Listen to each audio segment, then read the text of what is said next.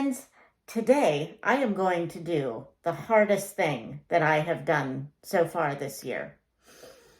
Post Jane Austen July, I am going to rate Jane Austen's main 6 novels.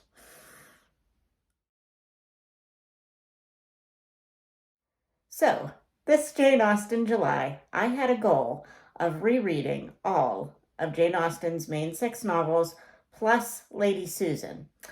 However, I did not quite reach that goal. I was able to reread via physical and audiobook 5 of the main 6 novels, but I did not get to Sense and Sensibility or Lady Susan. However, I am going to include Sense and Sensibility on this list because I'm very well versed in Sense and Sensibility. I have read it many times before, seen versions of it on screen, but Lady Susan is not as well known to me, so I decided I'm going to leave that one off the list this year. Maybe I'll add it in other years if I feel like maybe my ranking has changed and I want to add Lady Susan to the list. But for now, we are just going to go with the 6 main novels. Okay, so here we go. It was really difficult to rank these novels because I love them all. Let's just say that right now. Even my least favorite Jane Austen novel is still a good novel. It was just so hard.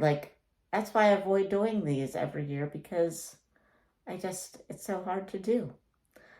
All right, stop stalling. Let's go. Number 6, coming in at my current least favorite Jane Austen novel.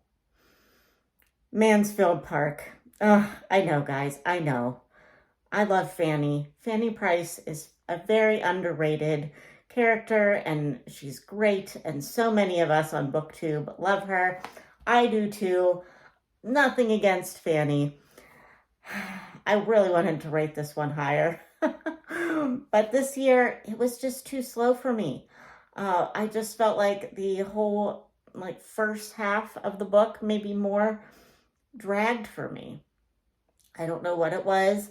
I just, maybe it's the supporting characters in Mansfield Park, but I just was not into them this year. I mean, nobody likes Mrs. Norris. I mean, let's be honest, but she's a highlight of the supporting characters in this novel, just for her pure villainy, basically.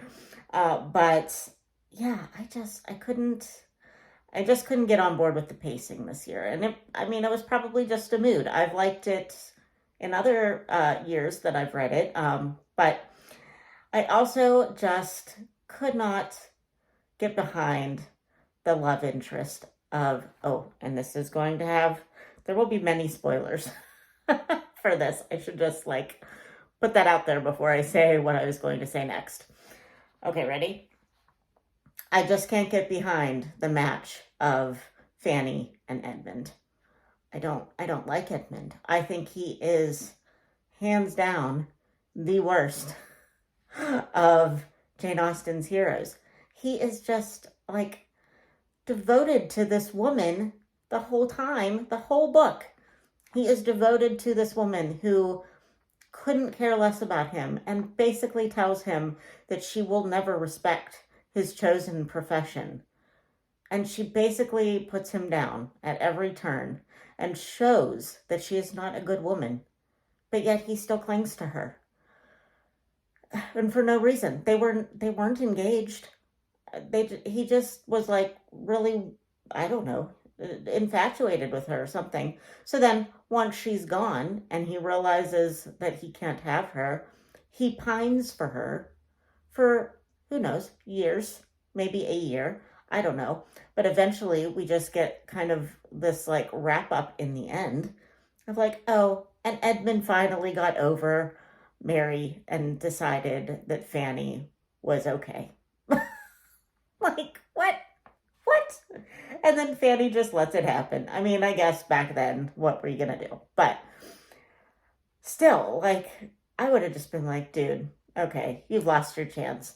And for as strong as Fanny is in every other aspect of her life, like she never wavers and for anything. She doesn't have any character development in the book because she doesn't need it. She's strong in her convictions, but yet she just pines away for Edmund.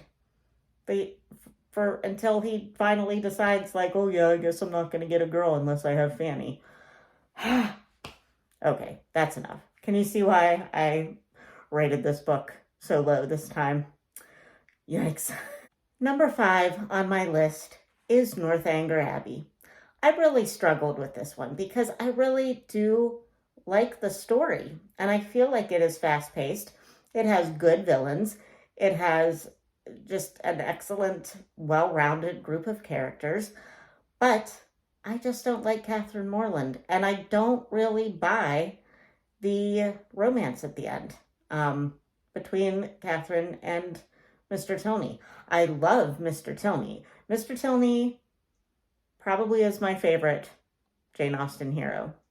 Pretty sure, like if I lined up all of the Jane Austen heroes in a room and I was told you get to marry one of these guys, Henry Tilney is who I would choose. His personality is what I like in a man. I'm just going to say it. I would marry Henry Tilney. And I don't buy why he fell in love with her. What did she do that made him fall in love with her? Other than she was pretty. Who cares? She's a flake. She's so naive. And I don't really, I mean, other than being like embarrassed by what she did, I mean, I guess that helped her get some character growth in the end. And she did like kind of learn not to respect certain people that and like just and she was kind of the reverse of Fanny.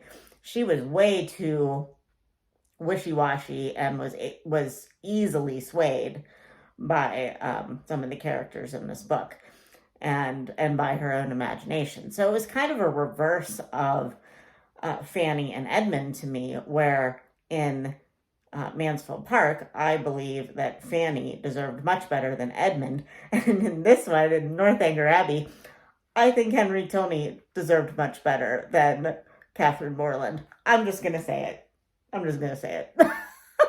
So, I just love Henry Tilney too much, and nobody would ever be good enough for him. I don't know. Now, I really waffled with what to put in number 4. And I was going back and forth between what I'm going to pick for number 4 and my next pick as what would essentially go in the higher of the middle spot. Because there's 6 novels, so there's really no middle ground. But ultimately, I went with Sense and Sensibility as my 4th least favorite. That makes no sense. You know what I mean. I like it. It's my 4th favorite. For now, anyway. In the past, I would have said that Sense and Sensibility was my 1st favorite. But again, like I said, I did not get to reread it this year. But just the more I think about it, Edward is just nothing spectacular. I personally don't really feel like he really did anything super wrong in the book. And I feel like if Eleanor wants him, she should have him. He's not bad. He is at least loyal in what he says he's going to do. He is prepared to stick with it.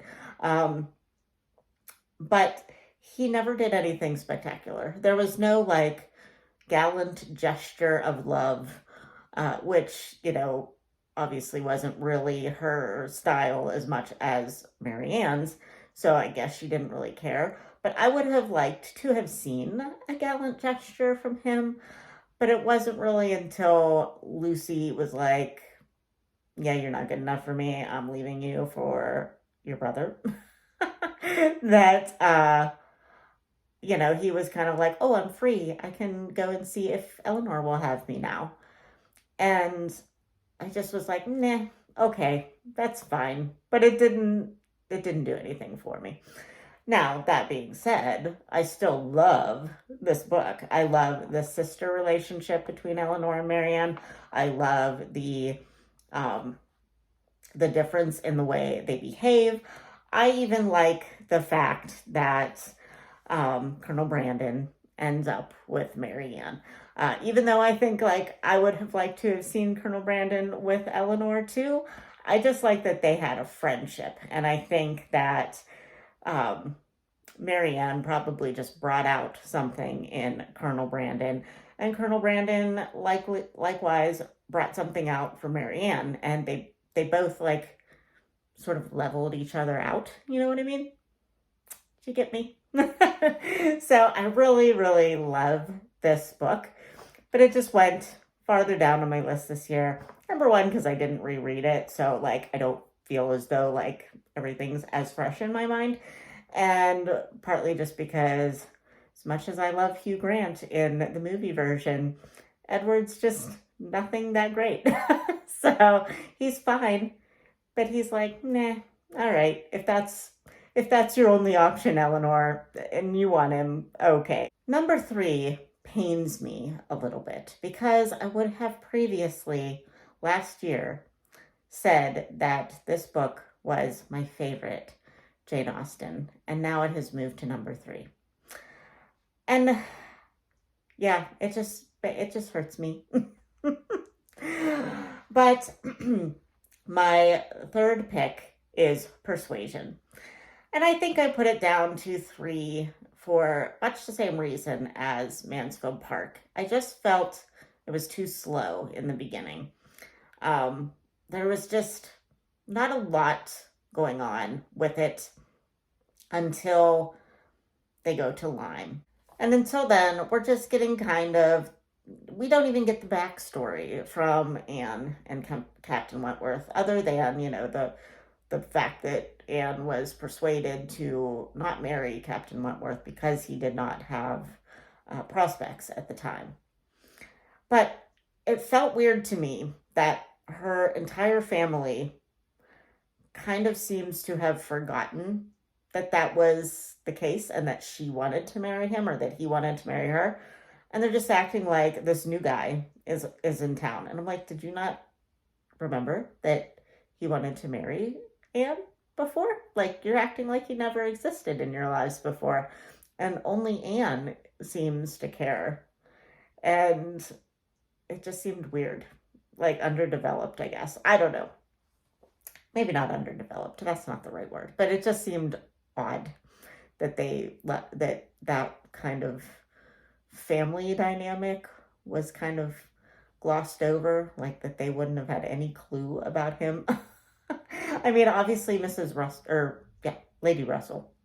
Lady Russell did, but like she kind of acted oblivious to it as well. And it just was all around weird. But anyway, I still really enjoy this novel. I like that Anne is an older character, older heroine at the ripe old age of 29. And I like that it's a second chance romance, and I like that both characters are flawed and have some miscommunication and have trouble working out their differences, and it does seem very real and almost seems like something that maybe Jane Austen had experienced in her own life, because it did seem very honestly real that these characters would be behaving in this way. It had like the classic miscommunication tropes that, happen in romance novels. It was just all around a good, solid romance novel. And of course, the letter. That, always puts it to the top of the list for me. But overall, just this go around, and maybe the new adaptation of Persuasion that I watched this year soured me on it a little bit as well. I hope not. I hope I didn't let that influence me at all. But hopefully, upon a reread next year, I will bump it back up in my estimation. We'll see. Hopefully. Now we have only 2 Jane Austen novels left. So, number 2, I would have actually previously put it farther down on this list. I have chosen Pride and Prejudice as my second favorite Jane Austen novel this year, currently. And previously to this, I would have told you, Pride and Prejudice is good. I'm not going to say that it's not, but it's, a little overrated. It's overdone. Everybody references it. They think Mr. Darcy is like the bee's knees. and do these people really even know? And so then upon rereading, I reread this book physically and slowly with the group this year. I didn't really participate in the chat at all, but I read it with their schedule. So it was a slow reread for me. And upon rereading it, I just really, really enjoyed the overall story and reading it again. And I also watched the 6-hour BBC Pride and Prejudice one day. And while I still would not choose Mr. Darcy as my favorite Jane Austen hero, I feel like he doesn't ever redeem himself enough to make me be like, yes, Elizabeth, you made the right choice. But I don't know. I just really enjoyed all the side characters. I enjoyed the social commentary. I really liked Elizabeth, and I always love Jane and Bingley. Jane, she just has, and the sister relationship between Jane and Elizabeth is a lot like the relationship between Eleanor and Marianne. It's a little bit more subdued, but Jane is just like starry-eyed, rose-colored glasses kind of a woman. She just thinks the best of everybody. She thinks that nobody would do the things that Wickham did without good reason, or, she's always trying to come up with a reason why somebody would do something mean, because she just can't fathom that anyone would just be evil, and Elizabeth is kind of the opposite in that she just is very quick to take offense and to just ultimately believe all the bad things she hears about Darcy because of one comment he made that made her feel less than. And of course, some other things that he does throughout the book too. But that was her initial thing that I think stuck her with a bad taste in her mouth for most of the book for him, and was just automatically like, I don't even need to hear the other side of the story, because obviously Darcy must be the bad one, So I just really think that Pride and Prejudice really is the most fleshed out and the most just energetic. Is that the word for it? It just, there's always something happening. If you are a plot-based reader, this one is the one for you, because you do get a lot of character development, but there's always something happening. There just seems to be a lot of action in Pride and Prejudice. So I feel like that is why it is so widely loved, or partly why it is so widely loved, because the characters, some of them are just ridiculous. The situations are big. There's a lot of characters that do a lot of crazy things.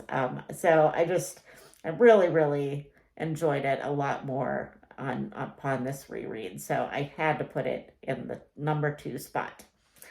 So that leaves number 1. What is my number 1 favorite Jane Austen novel? If you have been keeping track, that is Emma. And a lot of you would be like, what? Emma's nobody's favorite. You know who Emma is? She's not a good heroine. But I disagree with you. I think Emma is a great heroine because of her flaws. She is, I think, really good-hearted, and she genuinely thinks that she is good at matchmaking and that She thinks that she is just being a selfless individual and trying to aid her friend. And I really do think that even though she is clearly, wrong in what she does for Harriet and to Harriet, and she just kind of has a one-track mind, and to the point where she's just completely flabbergasted when she realizes that Harriet is not the one that Mr. Elton is in love with. She just can't even fathom that. Where like the rest of the world can totally see it.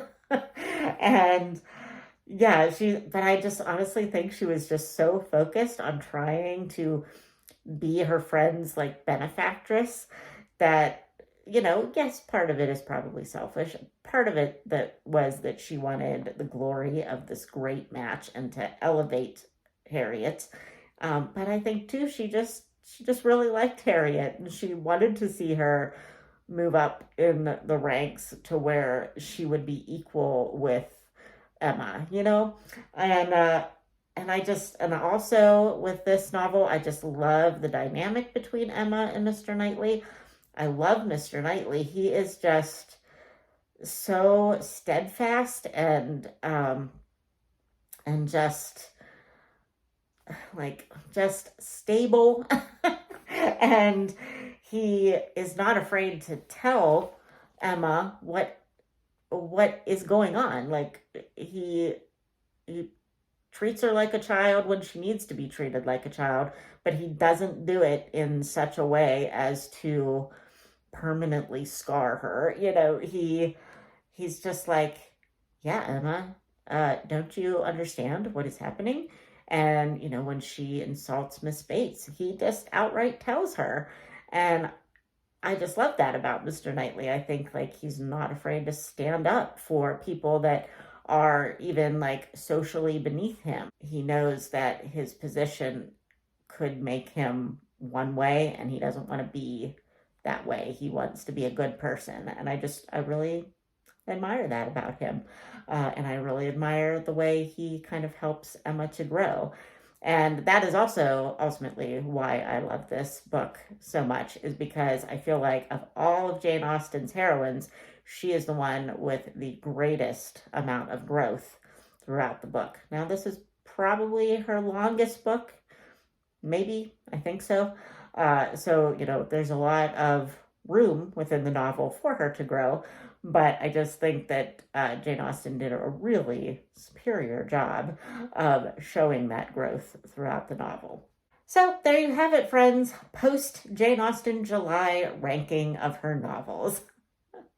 I'm glad that's out of the way. Man, I was stressing about that, people. I hope that none of you are offended by my choices. And I probably rambled on too long about them, as I always do, but hopefully you don't mind. And let me know in the comments, do you agree with my ratings? Are you like offended by any of don't tell me if you're offended. Be nice to me. This is all in good fun, people. But yeah, do you disagree with my choices? Would you put Emma lower down on the list and Mansfield Park higher on the list? I would just like to know, because, we all love different things about her novels, and chances are this rating will be different for me next year. I think it just all goes down to what mood you're in when you read them. So, anyway, I will talk to you in my next video. Have a great rest of your week. And yeah, bye for now. See ya.